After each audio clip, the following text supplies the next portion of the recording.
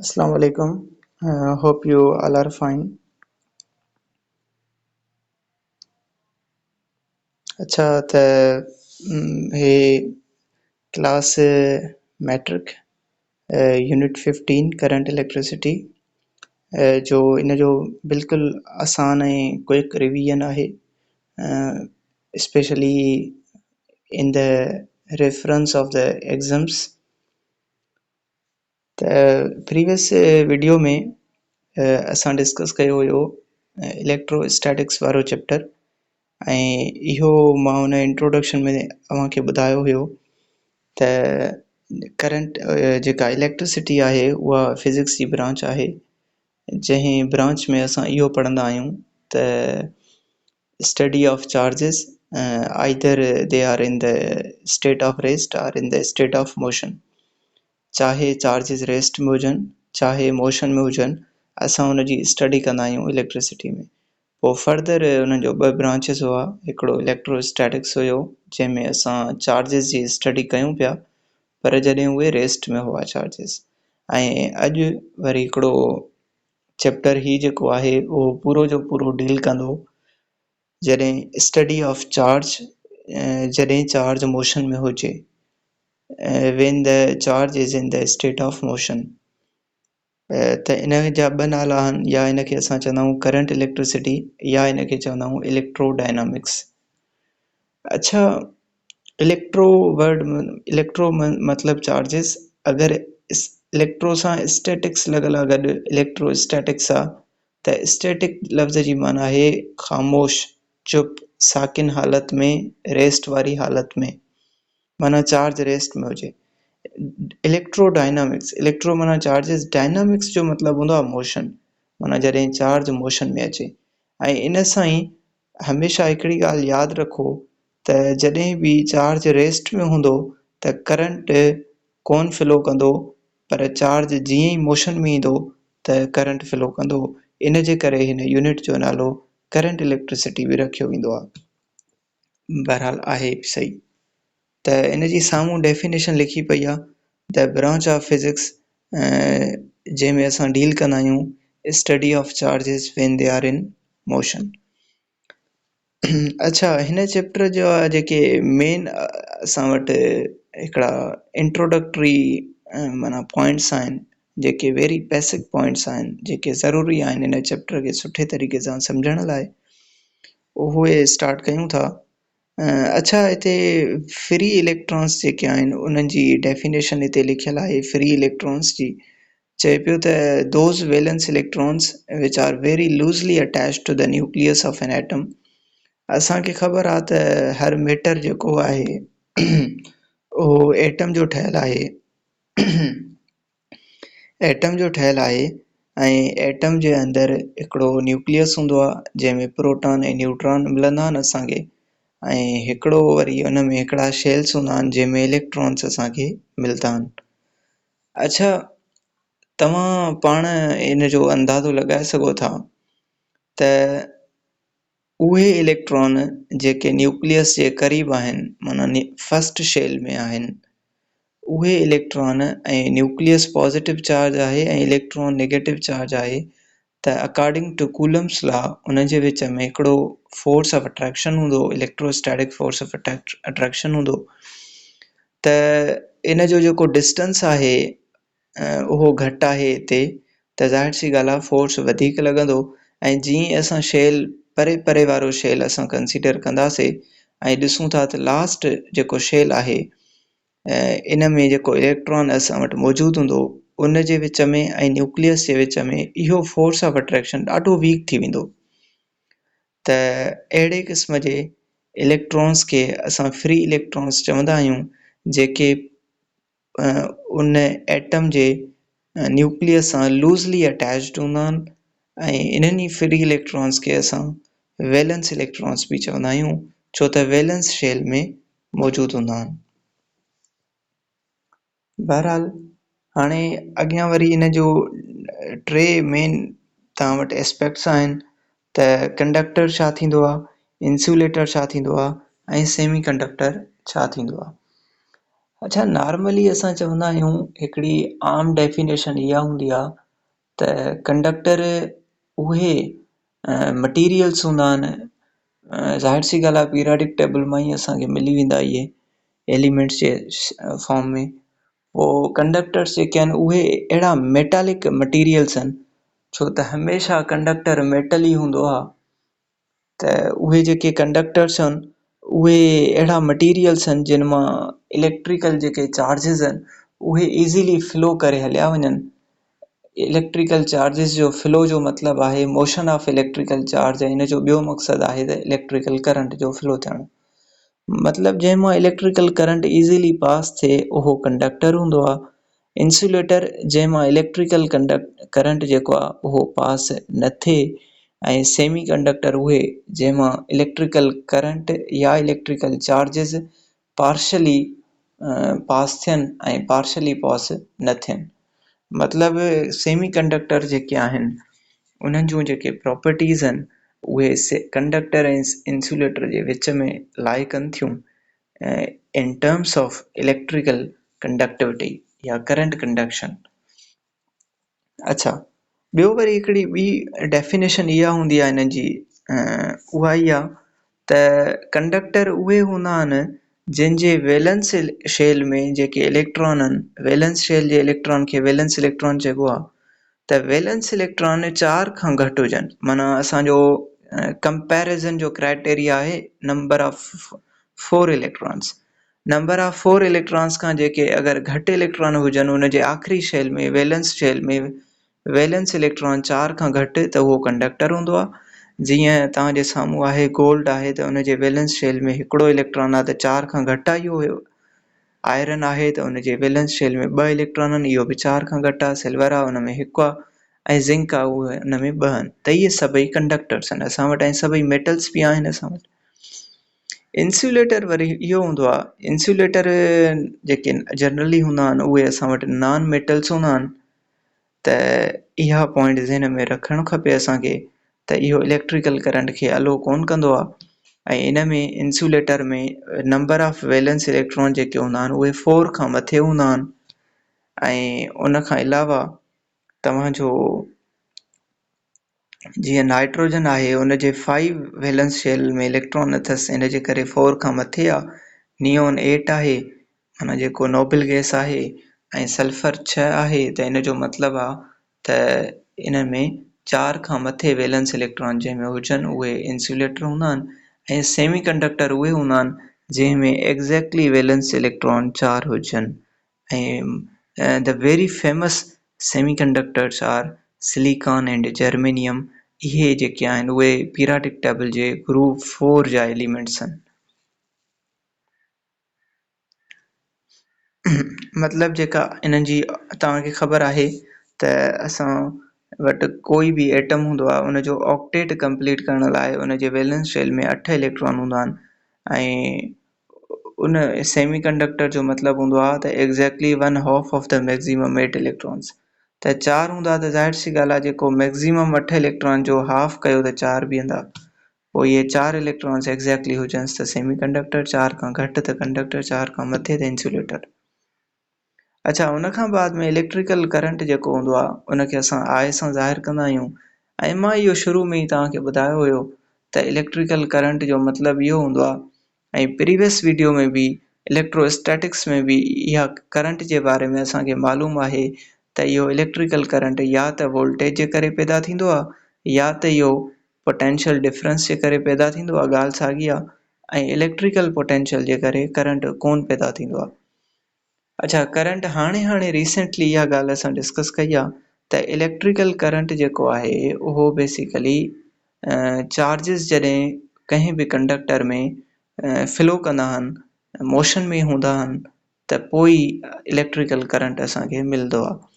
त definition in जी इहा ई आहे त it is the rate of flow of charge. Rate जो मतिलबु हूंदो आहे टाइम जे हिसाब सां, माना चार्ज खे जॾहिं तव्हां टाइम सां डिवाइड करे वठो त इहो तव्हांखे मिली वेंदो करंट। इहो तव्हांखे मिली वेंदो करंट, चार्ज खे जॾहिं तव्हां टाइम सां डिवाइड कयो। इन जो फार्मूलो लिखियो पियो आहे त I = Q/T। माना इन ते न्यूमेरिकल्स बि आहिनि तव्हां वटि, त जॾहिं चार्ज तव्हांखे कंहिं बि फार्मूले में इन में 3 क्वांटिटीज़ आहिनि, के बि 2 मिलियल हुजनि टियों फाइंड करे वेंदा आराम सां। I जेको करंट आहे उनजो SI यूनिट एम्पियर आहे, Q जो कूलम्ब आहे, चार्ज जो, ऐं T जो सेकेंड आहे, त इन जो coulomb upon second is equal to ampere थी वेंदो इहो। ऐं उन खां अलावा इहो बेसिकली मथे हिकिड़ी ॿी डेफिनेशन इन जी लिखियल आहे त directed flow of free electrons or charge, माना इलेक्ट्रॉन्स या चार्ज जो कंहिं पर्टिकुलर डायरेक्शन में फ्लो थियण खे असां करंट चवंदा आहियूं। ऐं इहो बेसिकली हिते साइड में लिखियल आहे त एंड्री मेरी एम्पियर जेको साइंटिस्ट हुयो उन जे नाले सां इन करंट जो यूनिट एम्पियर आहे। ऐं उन खां अलावा इहो फ्रेंच फ्रेज़ आहे हिकिड़ो, इंटेसाइट इंटू कोरंट, माना करंट इंटेंसिटी, उन मां इहो वरितो वियो आहे। ऐं उन खां अलावा असां अगरि हिकु एम्पियर जी डेफिनेशन वठूं हितां, त इहो हिकु एम्पियर जी डेफिनेशन तव्हां वटि थींदी त अगरि हिकिड़े सेकेंड में कंहिं बि कंडक्टर मां हिकु कूलम चार्ज फ्लो करे त 1 एम्पियर करंट उन मां गुज़रंदो। अच्छा, उन खां बाद में तव्हांजो इहो आहे त हिकिड़ो हूंदो आहे करंट जा टाइप्स हूंदा आहिनि ॿ, हिकिड़ो हूंदो आहे कन्वेंशनल करंट, हिकिड़ो हूंदो आहे इलेक्ट्रॉनिक करंट। अच्छा, कन्वेंशनल करंट ॾिसो तव्हां, कापर स्ट्रिप कंडक्टर आहे, फ्री इलेक्ट्रॉन्स मूव कनि पिया। कन्वेंशनल करंट इहो हूंदो आहे त अहिड़ो करंट जंहिंमें करंट उहो जंहिंमें जेके प्रोटॉन्स आहिनि उहे फ्लो कनि, उनखे असां कन्वेंशनल करंट चवंदा आहियूं। माना करंट फ्लो थिए from positive to the negative terminal of the cell या बैटरी। अच्छा, हे सिंपल सेल जी आहे छो त 2 लाइन्स आहिनि, हमेशह नंढी लाइन माइनस हूंदी आहे, वॾी लाइन प्लस हूंदी आहे। माइनस प्लस मेंशन थियल हुजे या न थियल हुजे इहो असांखे सम्झणो आहे, त इहो अंडरस्टूड हूंदो आहे। अच्छा, इहो हूंदो आहे कन्वेंशनल करंट। कन्वेंशनल करंट इहो माना ओल्ड कॉन्सेप्ट आहे करंट जो, जस्ट डायरेक्शन जे पर्सपेक्टिव में। ऐं उन खां अलावा ॿियो वरी हूंदो आहे इलेक्ट्रॉनिक करंट। इलेक्ट्रॉनिक करंट जी डेफिनेशन इहा आहे त electrons move along the circuit from the negative terminal to the positive terminal of the battery. Conventional current हूंदो आहे फ्रॉम पॉजिटिव टू नेगेटिव, ऐं इलेक्ट्रॉनिक हूंदो आहे from negative to the positive. अच्छा, ॿी इहा ॻाल्हि त हिन में बि तव्हांखे क्लियरली मेंशन थियल आहे, हे ॾिसो कन्वेंशनल जेको करंट आहे तव्हां वटि हिन तस्वीर में पॉजिटिव टू नेगेटिव आहे, ऐं नेगेटिव टू पॉजिटिव वरी आहे तव्हांजो इलेक्ट्रॉनिक करंट, इलेक्ट्रॉन फ्लो जिते लिखियल आहे। त इन जे करे बेसिकली इन जो छा डिफरेंस आहे इलेक्ट्रॉनिक करंट ऐं कन्वेंशनल करंट जो, उहो इहो त पुराणे ज़माने में इहो सम्झो वेंदो हो त जेको इलेक्ट्रिकल करंट आहे उहो चार्ज जे फ्लो जे करे त बिल्कुलु थींदो आहे, उहो अॼु बि हर कोई मञींदो इन ॻाल्हि खे त चार्ज जे फ्लो थियण जे करे करंट पैदा थींदो आहे। हाणे चार्ज प्रोटॉन वटि बि हूंदो आहे, इलेक्ट्रॉन वटि बि हूंदो आहे, पर मसइलो इहो आहे त प्रोटॉन जेको आहे उहो न्यूक्लियस जे अंदरि टाइटली क्लोज़ हूंदो आहे ऐं बंदि हूंदो आहे इलेक्ट्रोस्टैटिक फोर्स ऑफ अट्रैक्शन सां। त जेको न्यूक्लियस में जेको प्रोटॉन आहे उन ते जेका पॉजिटिव चार्ज आहे, हालांकि अगरि उहो प्रोटॉन बि काथे मूव करे, छो त हुनजो चार्ज बि मूव कंदो उन सां गॾु, त इलेक्ट्रॉन करंट असांखे मिली वेंदो। पर इहो ॾाढो डिफ़िकल्ट हूंदो आहे त तव्हां न्यूक्लियस मां इलेक्ट्रॉन न्यूक्लियस मां प्रोटॉन खे कढी करे ऐं तव्हां उन मां इलेक्ट्रिक करंट जनरेट करायो ऐं उनखे मूव करायो। हालांकि असां वटि ॿाहिरि शेल्स में इलेक्ट्रॉन पिया आहिनि, लूज़ली अटैच्ड इलेक्ट्रॉन्स पिया आहिनि, उन्हनि खे मूव करायो ऐं जल्दी में तव्हांखे करंट मिली वेंदो। त इन जे करे कन्वेंशनल करंट जेको हुयो उहो इहो हुयो त पुराणो कॉन्सेप्ट त जेको कन्वेंशनल करंट आहे उहो इहो हुयो त प्रोटॉन मूव कनि था या पॉजिटिव चार्जिस जे करे करंट फ्लो थिए थो, इन जे करे इहो conventional current from positive to negative वरितो वेंदो हुयो। पर हाणे इहो मॉडर्न कॉन्सेप्ट इहो आहे अॼु जो त इहो नेगेटिव टू पॉजिटिव हूंदो आहे ऐं इनखे इलेक्ट्रॉनिक करंट चवंदा आहियूं। ऐं इहो एॾो ख़ासि मसइलो कोन हूंदो आहे हिन में, just it is for the sake of the direction of the current. अच्छा, उन खां अलावा असां वटि करंट जा टाइप्स आहिनि हिकिड़ो हूंदो आहे डीसी करंट जेको सेल मां मिलंदो आहे, बैटरी मां मिलंदो आहे ऐं बैटरी ऐं सेल मां मिलंदो आहे इहो DC हूंदो आहे या DC जनरेटर मां मिलंदो आहे इहो बि असां वटि DC करंट हूंदो आहे। अच्छा, DC में प्लस या माइनस टर्मिनल्स असां ज़रूरु लिखंदा आहियूं, प्लस माइनस ज़रूरु मेंशन थियल हूंदा आहिनि। AC में अहिड़ी का ॻाल्हि न हूंदी आहे। बहरहाल DC जो फुल फॉर्म आहे डायरेक्ट करंट। हाणे डायरेक्ट करंट जो सुठे तरीक़े सां सम्झण लाइ असां हिन ग्राफ खे अगरि असां ॾिसूं त हिन ग्राफ में इहा शइ डिफाइन थियल आहे क्लियरली, एक्स एक्सिस ते टाइम आहे ऐं वाई एक्सिस ते करंट आहे, त टाइम केतिरो बि वधायो 0 खां वठी पॉज़िटिव एक्सिस जे तरफ़ केतिरो बि वधी वञो, 1 सेकेंड 2 सेकेंड 3 सेकेंड, ॾिसो तव्हां करंट जो वैल्यू जेको आहे न उहो चेंज कोन पियो थिए। करंट सेम जॻह ते आहे। सपोज़ हिते इन ग्राफ में जेका लाइन आहे उहा अगरि इहा लाइन तव्हांजी आहे 5 एम्पियर ते बीठी आहे त माना टाइम जेतिरो बि वधायो तव्हां करंट जो वैल्यू हमेशह 5 एम्पियर ई हूंदो। माना DC करंट जी छा डेफिनेशन थी, इहो करंट जो उहो टाइप आहे जंहिंमें करंट जो मैग्नीट्यूड जेको आहे उहो कांस्टेंट हूंदो आहे, स्टेडी हूंदो आहे, इरिस्पेक्टिव या regardless of the time. Time जो फैक्टर इन में इन्वॉल्व न हूंदो आहे। टाइम जेतिरो बि हुजे, अकॉर्डिंग टू टाइम करंट जो मैग्नीट्यूड चेंज न थिए, उनखे असां चवंदा आहियूं त इहो DC करंट आहे। ठीकु आहे, ऐं इहो तव्हां ॾिसो पाण त हीउ तव्हांजो हिकिड़ो कांस्टेंट तव्हांखे ग्राफ थो मिले। अच्छा, उन खां बाद में तव्हांजो alternating current AC current. Alternating current जो इहो हूंदो आहे, बसि जस्ट इनखे असां अल्टरनेटिंग करंट जो जेको सिंबल आहे उहो प्लस माइनस न हूंदो आहे, पर उहो हिन सिंबल मां हिन जी हीअ वारी सिंबल वरिती वई आहे। त ॾिसो, अल्टरनेटिंग करंट खे अगरि असां ॾिसूं त इहा हिते वोल्टेज आहे अल्टरनेटिंग, त इन जो टाइम जे हवाले हिसाब सां इहो वैल्यू चेंज थिए थो। टाइम जीअं इंक्रीज़ कयो था त इन जो वैल्यू थोरो वधे थो, वधी वरी वञी पीक ते पुॼे थो, वरी टाइम अॻिते वधे थो त वरी इन जो वैल्यू डिक्रीज़ थिए थो, वरी 0 ते अचे थो, वरी इंक्रीज़ थो थिए नेगेटिव में, वरी पीक ते नेगेटिव में, वरी नेगेटिव में इंक्रीज़ करे पियो। त अहिड़े हिसाब सां त अल्टरनेटिंग जेको करंट आहे उन जी डेफिनेशन इहा आहे त टाइप ऑफ करंट जेको टाइम जे हिसाब सां जंहिंजो जेको वैल्यू आहे उहो हर मोमेंट ते, हर इंस्टेंट ते चेंज थींदो रहे, उनखे असां चवंदासीं इहो AC करंट आहे। ऐं ॿी ॻाल्हि इहा त इन जी पोलरिटी जेका हूंदी आहे, इन एक्स एक्सिस वारी लाइन खां मथे पॉज़िटिव कंसीडर कबो आहे ऐं हेठि नेगेटिव कंसीडर कबो आहे। हिकु कंप्लीट साइकिल असां वटि तॾहिं ठहंदो आहे जॾहिं हिकिड़ो पॉज़िटिव पार्ट ऐं नेगेटिव पार्ट ॿई कंबाइन थियनि, त असां हिनखे चवंदा आहियूं इहो हिकिड़ो कंप्लीट साइकिल आहे, AC साइकिल आहे, वोल्टेज जो हुजे या करंट जो हुजे।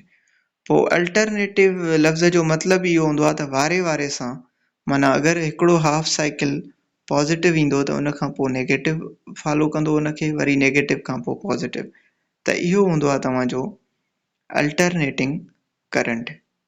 अच्छा, उन खां बाद में तव्हां वटि इहो हूंदो आहे त हिते इहो चवे थो, अच्छा ॿियो वरी इन में इहो हूंदो आहे त जेको आहे फ्रीक्वेंसी हूंदी आहे, फ्रीक्वेंसी जेका हूंदी आहे, अच्छा हिन वेव फॉर्म जेको हीउ वारो वेव फॉर्म आहे, इनखे असां चवंदा आहियूं साइनोसॉइडल वेव फॉर्म। उहो इन जे करे त ट्रिग्नोमेट्रिक जेको रेशो आहे साइन थीटा वारो, उन जो अगरि ग्राफ तव्हां ट्रेस कयो मैथमेटिक्स में, अगरि काथे तव्हां ॾिसो इनखे त इन जो ग्राफ ट्रेस कयो एक्स एक्सिस ऐं वाई एक्सिस ते, त तव्हांखे एग्ज़ैक्टली अहिड़ो ग्राफ मिलंदो। इन जे करे असां चवंदासीं इहो जेको आहे साइनोसॉइडल वेव फॉर्म आहे। अच्छा, ॿियो वरी इहो हूंदो आहे त फ्रीक्वेंसी जो जेको टर्म आहे उहो तव्हांखे ख़बर हूंदो इन जे बारे में, त फ्रीक्वेंसी हूंदो आहे equal to number of cycles passing in 1 second. हिकिड़े सेकेंड में केतिरा साइकिल्स पास थियनि था, ऐं हिननि खे साइकिल्स चवंदा आहियूं असां। हिकिड़ो कंप्लीट साइकिल तॾहिं हूंदो आहे जॾहिं हिकिड़ो पॉज़िटिव हाफ ऐं नेगेटिव हाफ कंबाइन थियनि। पॉज़िटिव ऐं नेगेटिव हाफ हिकिड़ो कंप्लीट जेको आहे न कंबाइन थियनि त हुनखे हिकिड़ो साइकिल चइबो आहे। ऐं अहिड़ा केतिरा साइकिल्स हिकिड़े सेकेंड में पास थियनि उहा हुनजी फ्रीक्वेंसी सॾिराइबी आहे।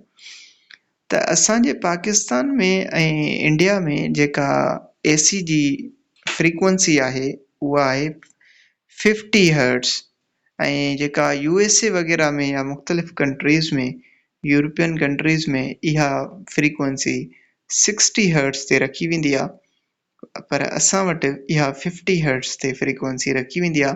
ऐं इहा ॾाढी इम्पोर्टेंट ॻाल्हि आहे त DC सिस्टम या DC करंट उन जी फ्रीक्वेंसी 0 हूंदी आहे।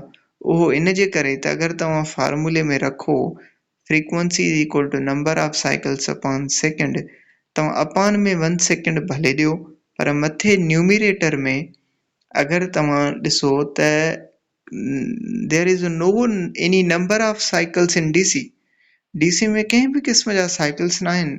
इन जे करे मथां अगरि 0 साइकिल्स अपॉन 1 सेकेंड ॾियो त तव्हांखे फ्रीक्वेंसी जो वैल्यू 0 मिलंदो। अच्छा, ॿी वरी पॉइंट इहा आहे हिते, हीअ वारी जेका लिखियल आहे उहा ई आहे त चवे पियो अगरि AC ऐं DC इन्हनि ॿिन्ही जो वैल्यू सेम हुजे, मैग्नीट्यूड सेम हुजे, त पोइ DC जेको आहे उहो वधीक ख़तरनाक आहे, मतिलबु इलेक्ट्रिकल शॉक जे हवाले सां। उहो बेसिकली असांखे नॉर्मली DC जेको हूंदो आहे उहो ख़तरनाक न लॻंदो आहे। उन जो रीज़न इहो हूंदो आहे त जॾहिं असां वापडा मां या असांजे घरनि में जेका बिजली अचे थी मीटरिंग जे थ्रू, उहा जेका वोल्टेज आहे AC जो उहो 220 वोल्टेज आहे, माना तक़रीबन 220 वोल्टेज AC आहे। ऐं इन जे कंपेरेटिवली जेका बैटरी वग़ैरह हूंदी आहे उन में असां तक़रीबन इहो 12-15 वोल्ट जो इस्तेमालु थींदो आहे, त AC में 220 वोल्टेज आहे, DC जो 15-12 वोल्ट आहे। त इन कंपेरेटिवली असांखे DC फील बि न थींदो आहे, न ई इन जो शॉक महसूसु थींदो आहे। पर इन ई DC खे 220 ताईं तव्हां खणी वञो त पोइ इन में इहा ॾाढी ख़तरनाक साबित थींदी। ऐं इन में ख़ुदा न ख़ास्ता अगरि कोई माण्हू आहे उहो अगरि 220 वोल्ट DC ते उन जी का फिज़िकल बॉडी जेका आहे उहा टच थी वञे त उन में उन जे लाइ इलाही चांसिस आहिनि त हुनखे शदीद नुक़सान थिए, इवन शायदि उहो डेथ जे क़रीब पुॼी वञे। पर बहरहाल इहो इन जो हूंदो आहे हिकिड़ो डिफरेंस। उहो मां तव्हांखे ॿुधायां त उहो छो ईअं हूंदो आहे भला। उहो इन जे करे त अगरि तव्हां हिते हिन ग्राफ खे ॾिसो, AC जे ग्राफ खे ॾिसो ऐं DC जे ग्राफ खे ॾिसो, त ॾिसो AC जो जेको ग्राफ आहे उहो हर थोरे टाइम खां बाद में इहो जेको आहे उहो तव्हांजो ज़ीरो खे क्रॉस कंदो आहे। माना AC साइकिल जो उहा पॉइंट जिते एक्स एक्सिस खे क्रॉस करे त उते करंट जो वैल्यू 0 थींदो आहे। ऐं तव्हां ॾिसो त हिकिड़े कंप्लीट साइकिल में इहो 3 दफ़ा 0 खे क्रॉस कंदो आहे। इन जो मतिलबु इहो आहे त हिकिड़े साइकिल में 3 ज़ीरोज़ अचनि था, 3 दफ़ा करंट जो वैल्यू 0 थिए थो। इन जो ऐं अगरि 50 हर्ट्स आहे त माना 50 साइकिल्स, 50 × 3 150, माना हिकिड़े सेकेंड में 150 150 दफ़ो इहो AC जेको वैल्यू आहे उहो 0 थींदो आहे। त इन जे करे असां वटि उहो 0 वारो असांखे हिकिड़ो रिलैक्सेशन टाइम मिली वेंदो आहे। जंहिं बि इंसान खे शॉक लॻंदो आहे ख़ुदा न ख़ास्ता, त उनखे हिकिड़े सेकेंड में 150 दफ़ा रिलैक्सेशन महसूसु थींदी आहे। पर इहो एतिरो फास्ट हूंदो आहे जो उनखे फील न थींदो आहे। पर हिकिड़ी कंपेरेटिव एनालिसिस जे हवाले सां ज़रूरी आहे इहा ॻाल्हि डिस्कस करणु। पर DC में तव्हां ॾिसो त इहो टाइम जे हिसाब सां वैल्यू कांस्टेंट हूंदो आहे करंट जो, त माना no such relaxation time in DC when a person gets evacuated with a electrical shock। अच्छा, उन खां अलावा हिकिड़ी इहा पॉइंट आहे तव्हां वटि त इहो बेसिकली मेन डिफरेंस हूंदो आहे DC ऐं AC जो डेंजरस वारी पॉइंट जे हवाले सां। अच्छा, उन खां बाद में पोटेंशियल डिफरेंस जो कॉन्सेप्ट आहे। हिते तव्हां वटि लिखियलु आहे the potential difference is also called voltage. इहो प्रीवियस वीडियो में डिस्कस कयो आहे। ऐं इहे इन्हनि शयुनि जे करे करंट पैदा थींदो आहे। ऐं इहो बेसिकली तव्हां वटि इनखे असां डिनोट कंदा आहियूं V सां। इन जो यूनिट बि वोल्ट हूंदो आहे असां वटि। अच्छा, पोटेंशियल डिफरेंस हूंदो छा आहे बेसिकली? चए थो the difference in the potentials of two charged bodies is called potential difference. माना इहो ॿिनि चार्ज्ड बॉडीज़ जे विच में जेको डिफरेंस ऑफ पोटेंशियल्स आहे, इलेक्ट्रिकल पोटेंशियल जो जेको डिफरेंस आहे, उनखे असां पोटेंशियल डिफरेंस चवंदा आहियूं। इन जी हिकिड़ी इक्वेशन हूंदी आहे जंहिंखे असां चवंदा आहियूं वर्क डन अपॉन चार्ज। इन क्यू नॉट खे नॉर्मली असां टेस्ट चार्ज चवंदा आहियूं। ऐं टेस्ट चार्ज मां प्रीवियस इलेक्ट्रोस्टैटिक्स में मूं तव्हांखे ॿुधायो हुयोसि, हिन में कूलम्स लॉ में इलेक्ट्रिक फील्ड वारे टॉपिक में। अच्छा, हिन में डेल्टा वी जेको आहे उहो डेल्टा जो मतिलबु हूंदो आहे चेंज। त ज़ाहिर सी ॻाल्हि आहे, change in potential is called potential difference हूंदो आहे न। इन जे करे त असां हाणे सपोज़ जीअं डेल्टा वी बराबरि लिखियलु आहे V B minus V A, त वी बी जेको आहे हिते हाणे इन ई हिकु ई इक्वेशन मां डेल्टा वी जेका वर्क खां सेकेंड नंबर ते आहे, विच वारी इक्वेशन आहे, उन में तव्हां ॾिसो त पोटेंशियल डिफरेंस जो ऐं इलेक्ट्रिकल पोटेंशियल जो हिते आसानी सां कॉन्सेप्ट तव्हांजो क्लियर थींदो। त डेल्टा वी पोटेंशियल डिफरेंस आहे, छो त डेल्टा जो मतिलबु आहे डिफरेंस ऐं सब्ट्रैक्शन थियल आहे। अच्छा, जिते इहो वी बी ऐं वी ए आहे, बी मतिलबु ए ऐं बी ॿ पॉइंट्स आहिनि सपोज़, त जेके वोल्ट्स कंहिं बि हिकिड़े पॉइंट ते जेतिरा वोल्ट हुजनि, उहो असां वटि इलेक्ट्रिकल पोटेंशियल आहे।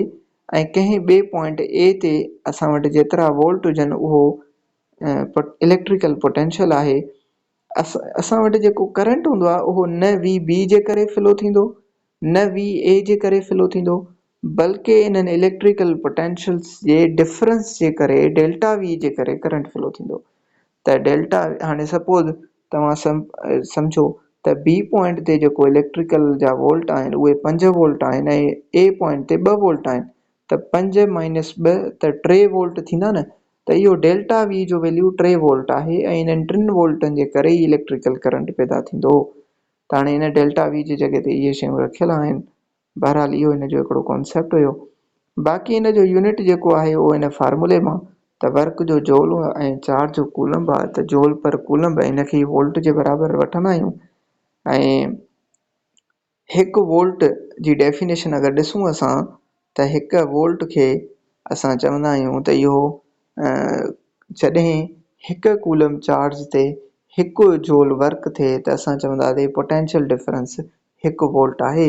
ऐं हिकिड़ी ॻाल्हि हमेशह यादि कजो, this is a very important concept, that potential difference खे या वोल्टेज खे असां वोल्ट मीटर हिकिड़ो इंस्ट्रूमेंट आहे, हिकिड़ो इलेक्ट्रिकल इंस्ट्रूमेंट आहे, उन सां असां मेजर कंदा आहियूं उनखे।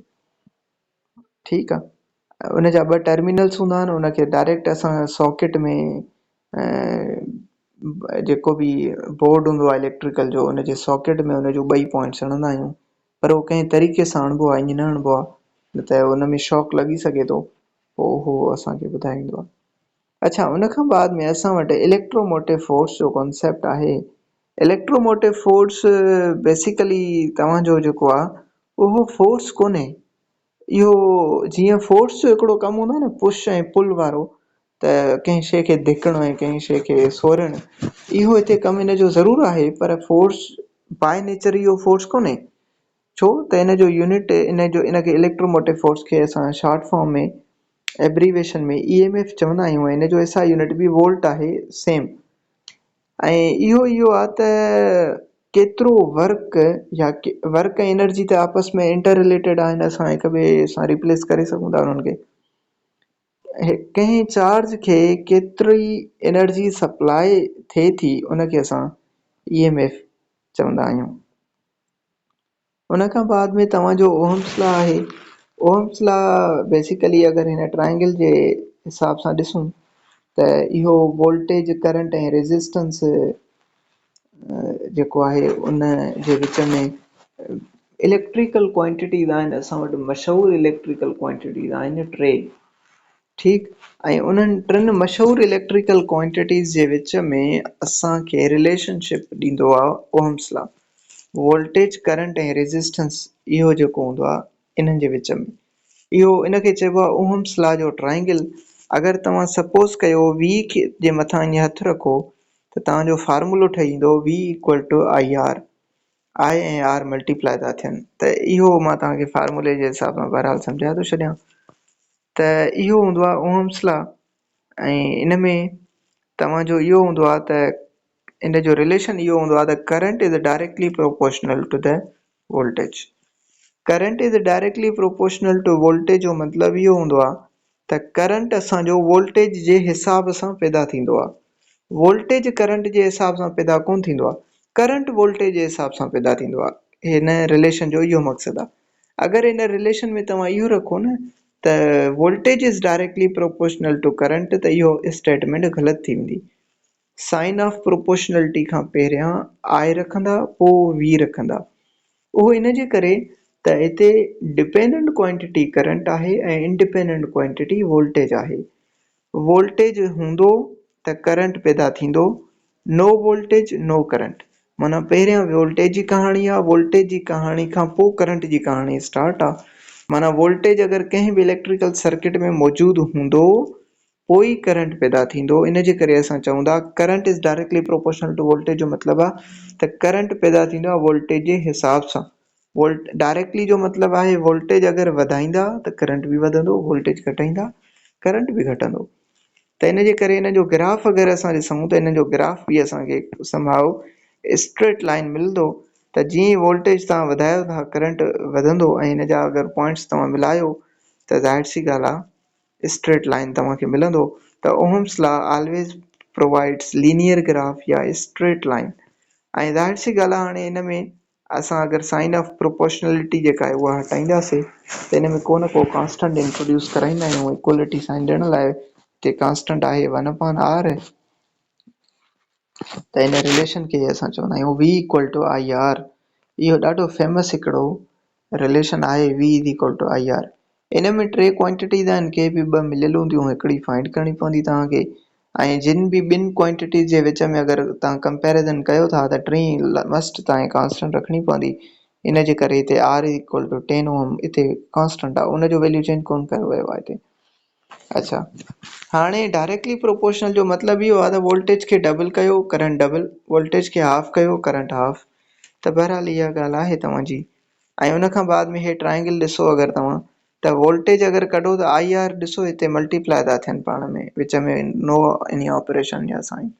अगरि R तव्हां कंसीडर कयो त इहो V मथे आहे हेठि आया माना V/I थी वेंदो, I कढो त V/R थी वेंदो, अहिड़े हिसाब सां।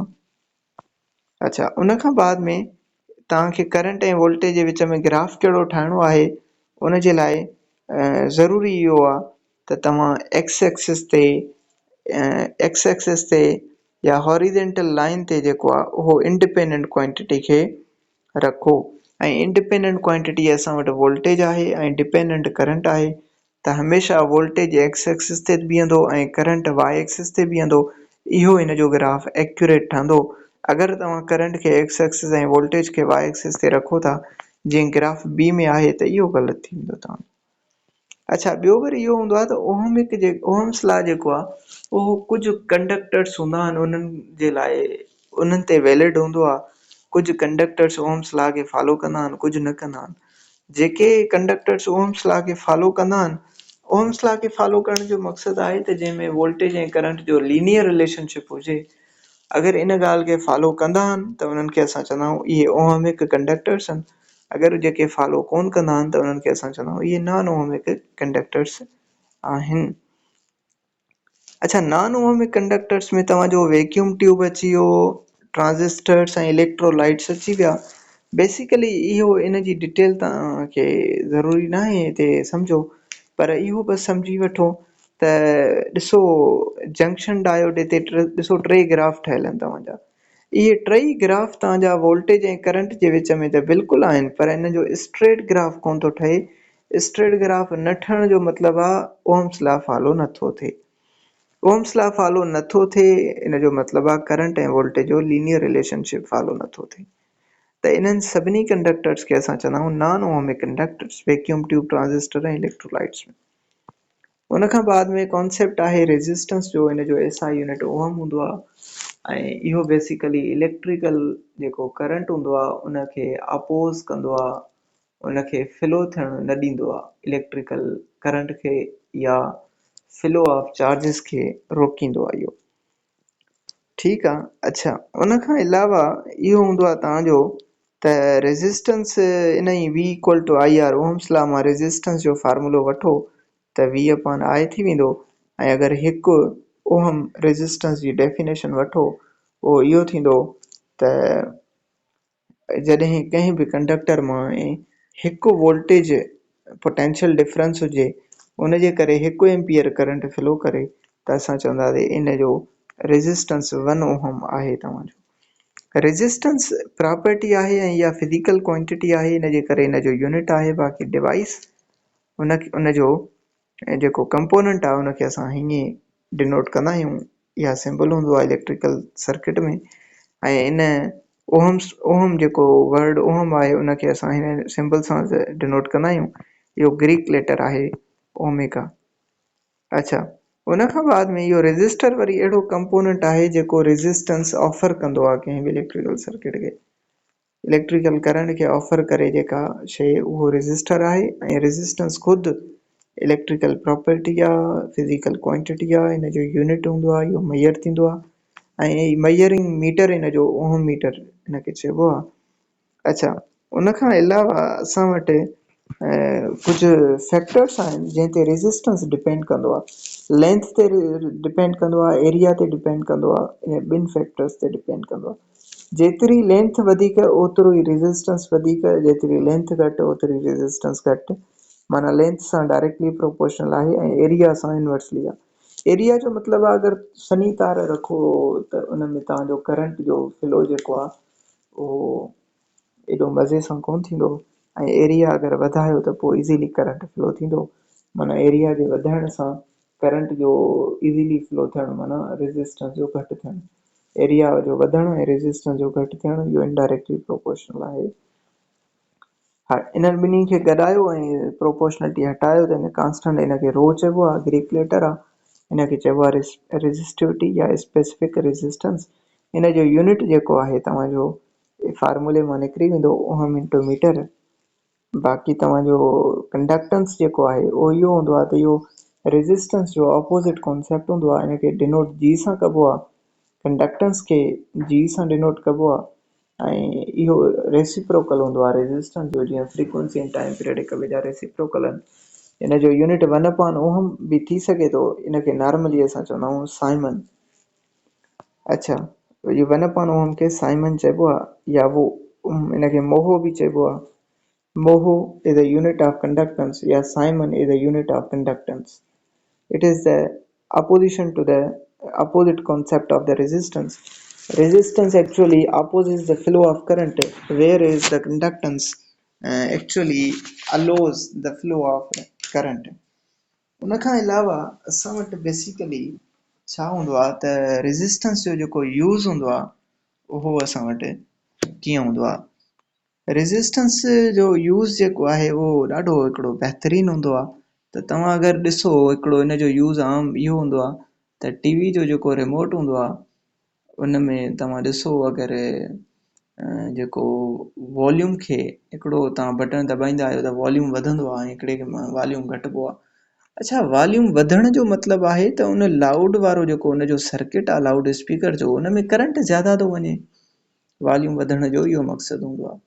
अच्छा, करंट जो ज़्यादा हुजणु माना रेज़िस्टेंस जो घटि हुजणु, माना जॾहिं तव्हां वॉल्यूम हाई वारो बटन दॿाईंदा आहियो त रेज़िस्टेंस तव्हां एक्चुअली घटाईंदा आहियो, ऐं जॾहिं तव्हांखे स्पीकर मां घटि आवाज़ खपे त तव्हां वॉल्यूम डाउन वारो बटन दॿाईंदा आहियो, ऐं इन वॉल्यूम डाउन जे करे माना उन मां करंट लाउड मां घटि फ्लो थींदो आहे त आवाज़ घटिजी वेंदो आहे, ऐं करंट घटि जो मतिलबु रेज़िस्टेंस हाई।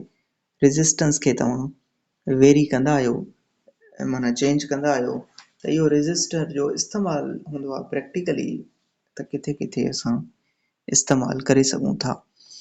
अच्छा, उन खां अलावा इहो हूंदो आहे, हिकिड़ो हूंदो आहे कांस्टेंट रजिस्टर, हिकिड़ो हूंदो आहे वेरिएबल रजिस्टर। कांस्टेंट जो मतिलबु आहे जंहिंजो वैल्यू चेंज थी न सघे।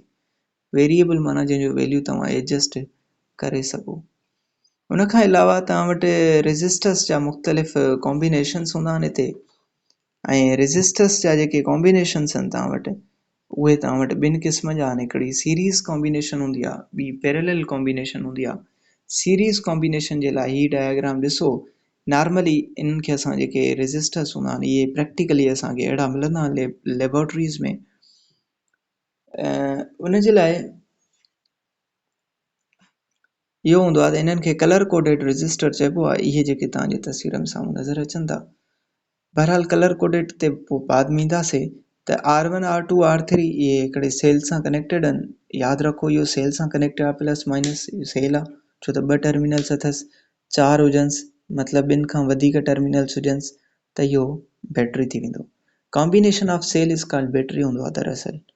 अच्छा, हाणे इहे रेज़िस्टेंस जेके आहिनि, तव्हां ॾिसो त इहे सीरीज़ कनेक्शन अहिड़ो कनेक्शन हूंदो आहे जंहिंमें resistance end to end connected आहिनि।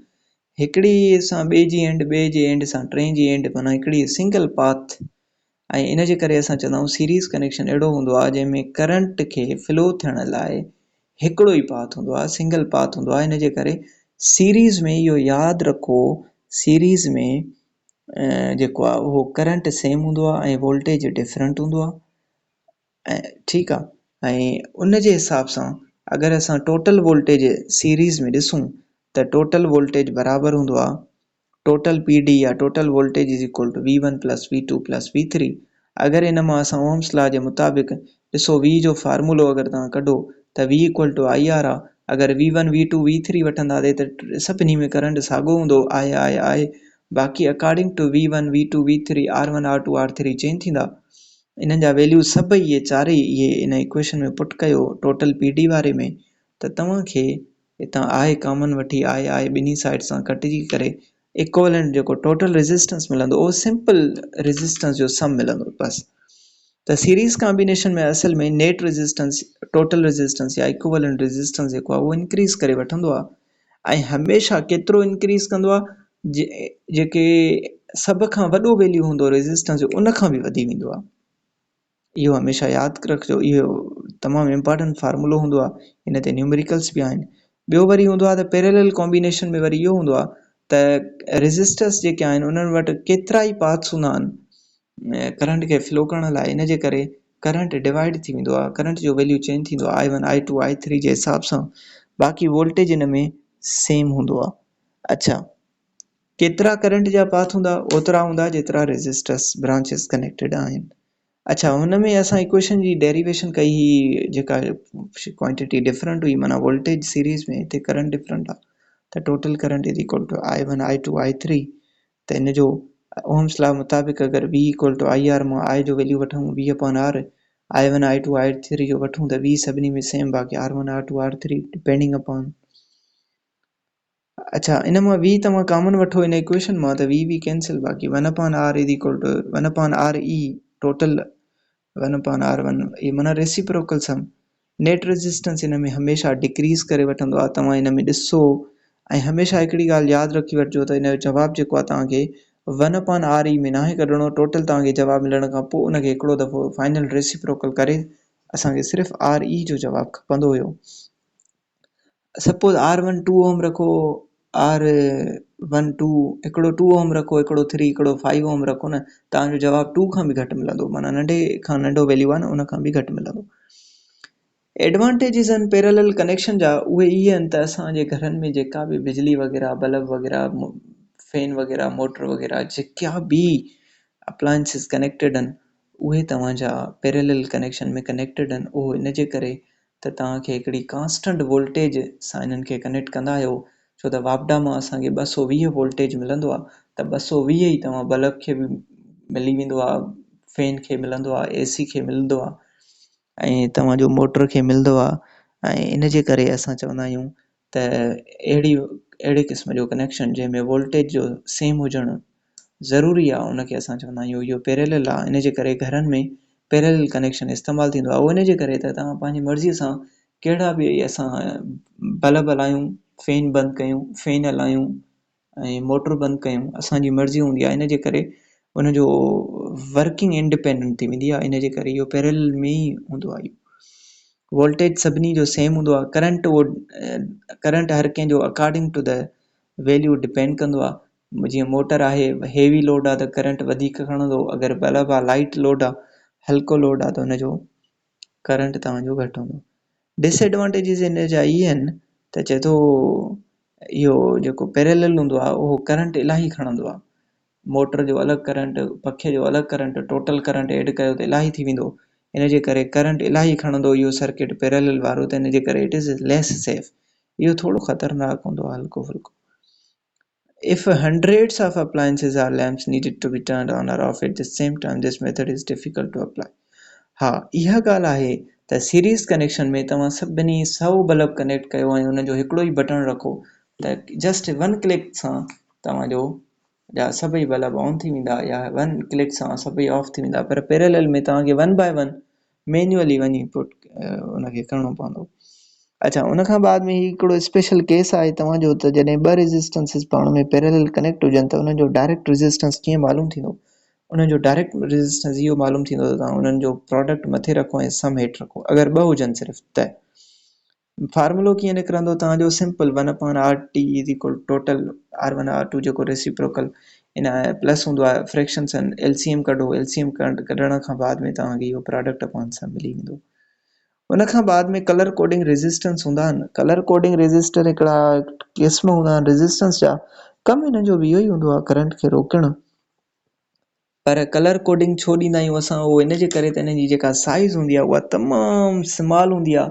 बसि असां कलरिंग करे छॾींदा आहियूं असां बैंड हूंदा आहिनि कलर जा उहे कलर करे छॾींदा आहियूं न त पोइ असां वटि साइज़ इन जी तमामु थोरो इन घटि हूंदी आहे इन जे करे इहो कलर कोडिंग असां प्रिफर कंदा आहियूं अच्छा इन में नट शेल में कलर कोडिंग रेज़िस्टर जा 4 बैंड हूंदा आहिनि जेके फस्ट 2 बैंड हूंदा आहिनि उन्हनि में तव्हां इन कलर जो उहो जेको वैल्यू आहे हर हिकु कलर जो उहो लिखंदा आहियो बाक़ी जेको थर्ड बैंड हूंदो आहे उन में नंबर ऑफ ज़ीरोस तव्हांखे ॾियणा हूंदा आहिनि बाक़ी फोर्थ बैंड टॉलरेंस जो हूंदो आहे अच्छा हिते लिखियलु आहे तव्हांजो जीअं फस्ट बैंड तव्हांजो first digit second band second digit जीअं सपोज़ अगरि हिकिड़ो फस्ट कलर रेड हुजे ऐं ॿियो ऑरेंज हुजे त तव्हां 2 लिखो पेज ते वरी 3 लिखो ऐं अगरि थर्ड बैंड येलो हुजे त तव्हां 2 3 लिखी 4 दफ़ा ज़ीरो ॾियो माना 3200 तव्हांजो इहो 3200 न 2300 तव्हांजो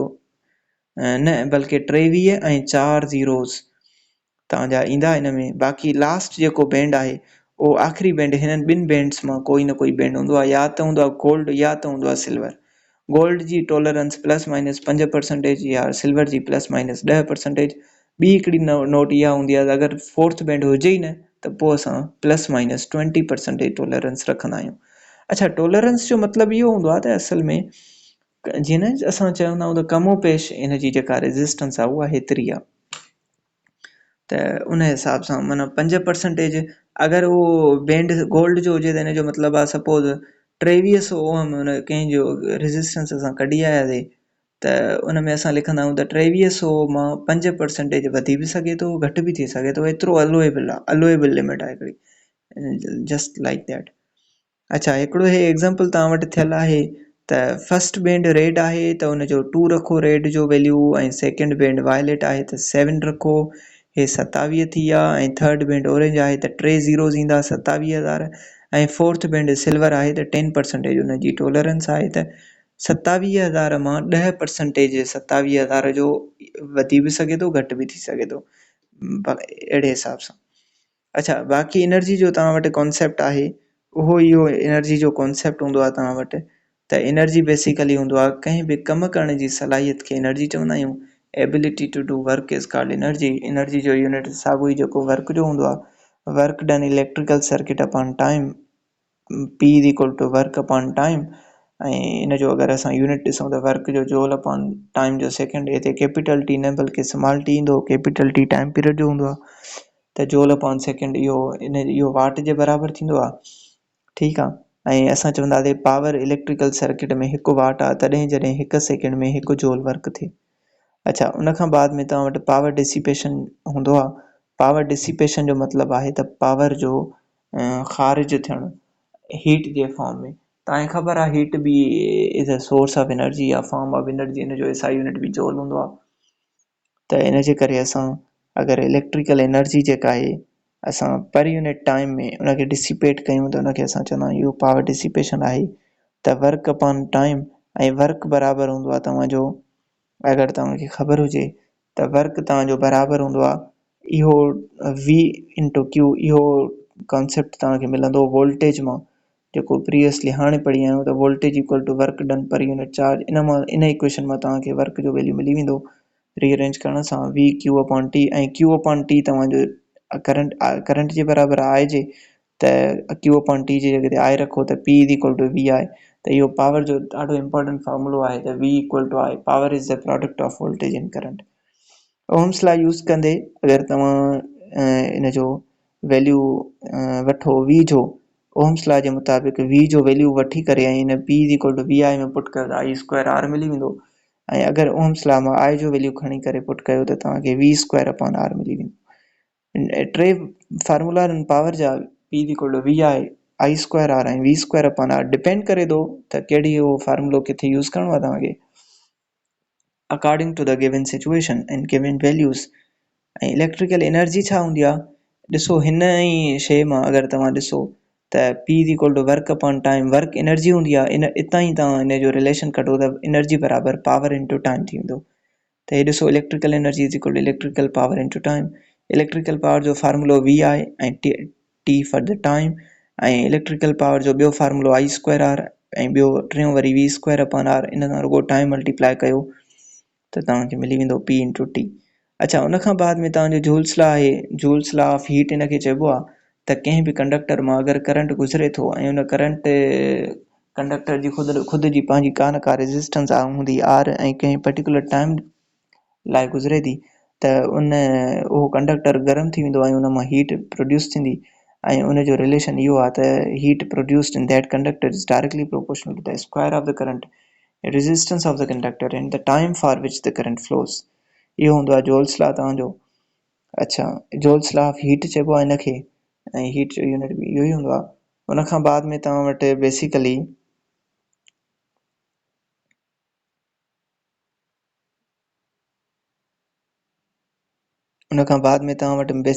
स्विच या की हूंदो आहे। स्विच ऐं की जेको आहे उहो असांजे नॉर्मली घरनि में लॻल हूंदो आहे, जंहिंसां असां बटण बंदि ऐं खोलींदा आहियूं। हे जेको रेड वारो लॻल आहे इहो इलेक्ट्रिकल स्विच आहे, इहो तव्हांजो कंहिं बि इलेक्ट्रिकल सर्किट खे ओपन या क्लोज़ कंदो आहे, सिंपल। या करंट खे अलो करण लाइ यूज़ कंदा आहियूं या करंट खे स्टॉप करण लाइ यूज़ कंदा आहियूं, इनखे की बि चवंदा आहियूं असां। अच्छा, रेजिस्टर छा आहे, इहो 2 टर्मिनल डिवाइस आहे, 2 टर्मिनल हूंदा आहिनि हिन जा। हे रेजिस्टर जा सिंबल्स आहिनि, ऐं हीउ तव्हांजो स्विच आहे ऑन ऑफ जंहिंमें लिखियलु आहे, ठीकु आहे। ऐं हीउ बि तव्हांजो स्विच आहे, SPST जो फुल फॉर्म आहे single pole single throw switch, जंहिंखे असां हिकु ऑन ऑफ करे वठंदा आहियूं। ऐं हीउ रेजिस्टेंस जो सिंबल आहे कलर कोडेड वारे जो। ऐं रेजिस्टर 2 टर्मिनल डिवाइस आहे जेको करंट जेको आहे इलेक्ट्रिकल सर्किट में रेजिस्टेंस प्रोवाइड कंदो आहे या इलेक्ट्रिकल करंट खे रोकींदो आहे। बैटरी छा हूंदो आहे, इहो इलेक्ट्रिकल सोर्स हूंदो आहे जेको केमिकल एनर्जी स्टोर कंदो आहे, ऐं केमिकल एनर्जी स्टोर करे ऐं इलेक्ट्रिकल एनर्जी असांखे ॾींदो आहे। बैटरी ऐं ट्रांसड्यूसर इहो हूंदो आहे त इहो हिकिड़ो इलेक्ट्रिकल कंपोनेंट हूंदो आहे जेको एनर्जी जे हिकिड़े फॉर्म खे ॿिए फॉर्म में कन्वर्ट कंदो आहे। जीअं माइक्रोफोन जेको आहे उहो बि ट्रांसड्यूसर हूंदो आहे जेको साउंड एनर्जी खे इलेक्ट्रिकल एनर्जी में कन्वर्ट कंदो आहे। हे माइक्रोफोन ॾिसो, इहो अगरि तव्हां हिनखे ॻाल्हाईंदा आहियो तव्हां त इहो साउंड एनर्जी तव्हां हुनखे ॾींदा आहियो, ऐं उहो वायर जेका हुन ते लॻल हूंदी आहे उहो इलेक्ट्रिकल एनर्जी में कन्वर्ट थी वेंदो आहे। अच्छा, उनखां बाद में लाइट डिपेंडेंट रेजिस्टर हूंदो आहे, अहिड़ो रेजिस्टर जंहिंजी रेजिस्टेंस जो वैल्यू लाइट ते डिपेंड करे, माना इहो बि रोशनी ते डिपेंड करे। रोशनी वधीक हुजेसि त रेजिस्टेंस घटि थी वञे, ऐं रोशनी घटि थी वञे रेजिस्टेंस वधीक थी वञे। ज़ाहिर सी ॻाल्हि आहे, रेजिस्टेंस घटि वधि थियण सां करंट बि घटि वधि थींदो आहे। रेजिस्टेंस ऐं करंट इनवर्सली प्रोपोर्शनल हूंदा आहिनि तव्हांजा, ठीकु। अच्छा, उनखां बाद में हिन जो सिंबल हूंदो आहे तव्हांजो लाइट डिपेंडेंट रेजिस्टर जो इहो, जंहिंमें 2 एरोस तव्हांखे नज़र अचंदा, हिन जो मतिलबु आहे लाइट हिन जे मथां फॉल थिए थी।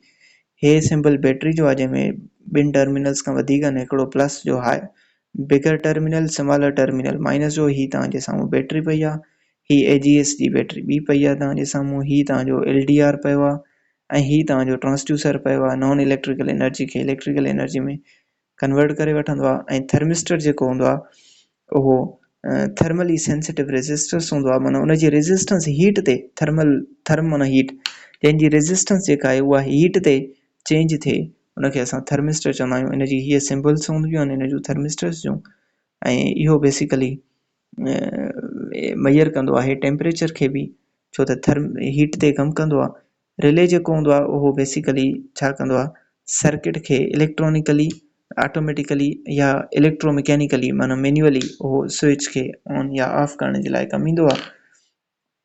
ऐं हे रिले जो इहो हूंदो आहे, रिले जेको आहे बेसिकली रिले तॾहिं कमु कंदो आहे जॾहिं कंहिं बि सर्किट में फॉल्ट वग़ैरह ईंदो आहे, को शॉर्ट सर्किट थी वियो, काथे ॿ तारूं ॿारूं मिली वियूं पाण में उनजे करे।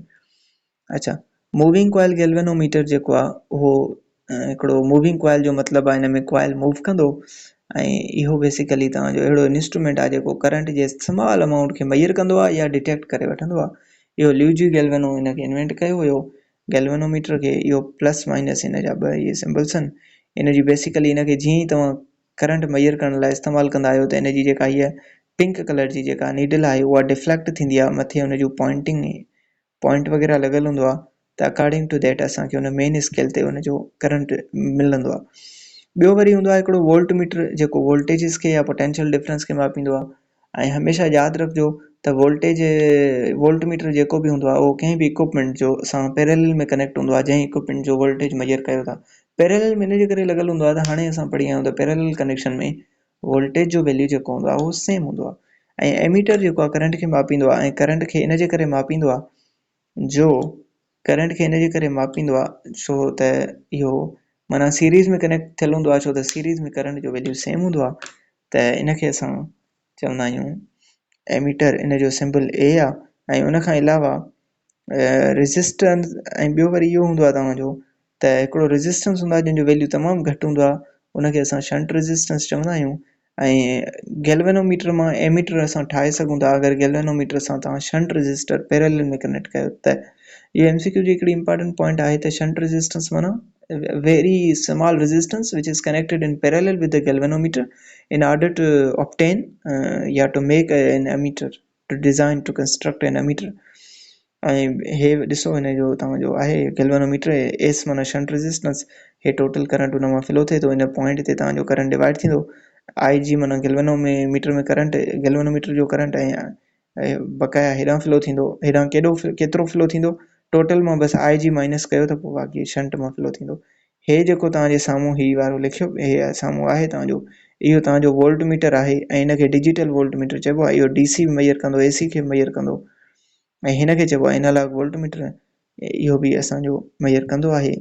ऐं उनखां इहे वोल्टमीटर हूंदो आहे, ऐं इन जो सर्किट में सिंबल हे हूंदो आहे वोल्टमीटर जो। उनखां बाद में electrical power transmission to house, जितां बिजली पैदा थींदी आहे उनखे जनरेटिंग हाउस चइबो आहे या पावर प्लांट चइबो आहे। ऐं उन मां असां घरनि ताईं बिजली पुॼाईंदा आहियूं ट्रांसमिशन जे करे ज़रिए। ऐं पोइ वरी असांजे घरनि में जेके पोल माउंटेड ट्रांसफार्मर हूंदो आहे उनजे थ्रू असां बिजली वठंदा आहियूं। ऐं इहे हाई पोल्स जेके तव्हांखे नज़र अचंदा, इहे ट्रांसमिशन लाइन्स हूंदियूं आहिनि, इन्हनि खे चवंदा आहियूं। ऐं इन्हनि में कंडक्टर्स ॾिसो इस्तेमालु थींदा आहिनि, इन्हनि खे टावर चइबो आहे, जंहिंजे मथां कंडक्टर रखियल आहिनि। ऐं उनखां बाद में इलेक्ट्रिसिटी जनरेशन, ट्रांसमिशन, डिस्ट्रीब्यूशन बि थींदो आहे। जनरेशन जो मतिलबु आहे त पावर प्लांट में जितां बिजली पैदा थिए, पोइ पैदा थींदो आहे। हाइड्रो पावर प्लांट बि हूंदा आहिनि जंहिंजे पाणी जे ज़रिए, थर्मल पावर प्लांट जेको स्टीम ऐं बाफ़ जे ज़रिए, ऐं न्यूक्लियर पावर प्लांट माना न्यूक्लियर रिएक्शन जे करे। ऐं इनजे करे उनखां बाद में असां ट्रांसफार्मर इनखे स्टेप अप कंदा आहियूं ट्रांसफार्मर जे थ्रू, माना वोल्टेजिस वधाईंदा आहियूं। ऐं पोइ वरी असां ट्रांसमिशन लाइन कैरी कंदा आहियूं, वरी वोल्टेज खे घटाईंदा आहियूं, वरी पोइ घरनि खे ॾींदा आहियूं त जीअं इस्तेमालु करे सघनि सही तरीक़े सां। उनखां बाद में असां वटि नॉर्मली जॾहिं असां डिस्ट्रीब्यूशन में घरनि वटि बिजली ॾींदा आहियूं त उन में 3 तारूं इस्तेमालु थींदियूं आहिनि। हिकिड़ी ग्राउंड वायर या अर्थ वायर हूंदी आहे, हिकिड़ी न्यूट्रल वायर हूंदी आहे, हिकिड़ी लाइव वायर हूंदी आहे। अच्छा, घरनि में जेका ट्रांसफार्मर मां घरनि खे बिजली मिलंदी आहे उन्हनि में 2 तारूं असां नॉर्मली वठंदा आहियूं, हिकिड़ी न्यूट्रल हूंदी आहे, ॿी लाइव वायर हूंदी आहे। ठीकु आहे। अच्छा, लाइव वायर हुन मां जंहिंमां हाई पोटेंशियल ते हुजे, ऐं जेको न्यूट्रल वायर आहे हाई इलेक्ट्रिकल पोटेंशियल ते हुजे, उनखे असां चवंदा आहियूं लाइव वायर। ऐं न्यूट्रल वायर जेको हूंदो आहे उहो उन मां बेसिकली करंट जेको आहे उहो वायर में रिटर्निंग पाथ जे थ्रू बैकवर्ड फ्लो थींदो आहे। माना जस्ट हिकिड़े माना लाइव वायर मां करंट वेंदो आहे ऐं न्यूट्रल मां मोटी ईंदो आहे। क्लोज सर्किट में करंट फिरंदो आहे, घुमंदो रहंदो आहे।